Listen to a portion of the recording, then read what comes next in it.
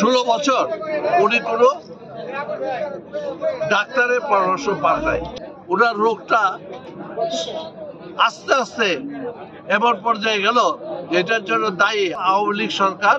সকলে অবগত আছেন যে আমাদের প্রিয় নেত্রী, দেশনেত্রী, বিএনপি চেয়ারপারসন, সাবেক প্রধানমন্ত্রী বেগম খালেদা জিয়া অসুস্থ হয়ে হাসপাতালে আছেন।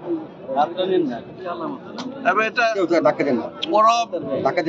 সুখের বিষয় যে উনি দেশ ছাড়েন নাই, সারা জীবন দেশে ছিলেন, এখনো আছেন। আমাদের আপনাদের সকলের দোয়ায় উনি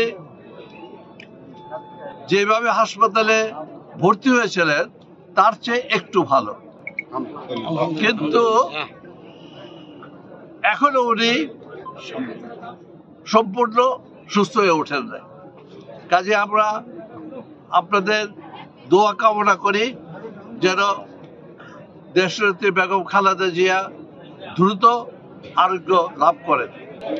যে ওনার মতো নেত্রীকে জেলে ভরে রাখলেন কোনো কারণ ছাড়া, যে বিচার রায় দিয়েছে, রায়ে বলেন নাই যে উনি টাকা আত্মসাৎ করেছেন।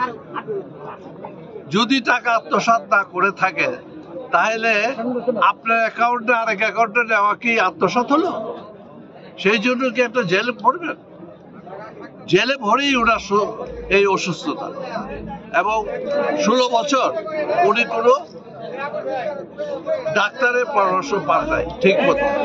বিদেশে যেতে চেয়েছিলেন, ওনাকে যেতে অনুমতি দেয় নাই। কাজে সেই কারণেই ওনার রোগটা আস্তে আস্তে এমন পর্যায়ে গেল, এটার জন্য দায়ী আমি মনে করি যে বিগত সরকার, আওয়ামী লীগ সরকার এই জন্য সম্পূর্ণ দায়ী।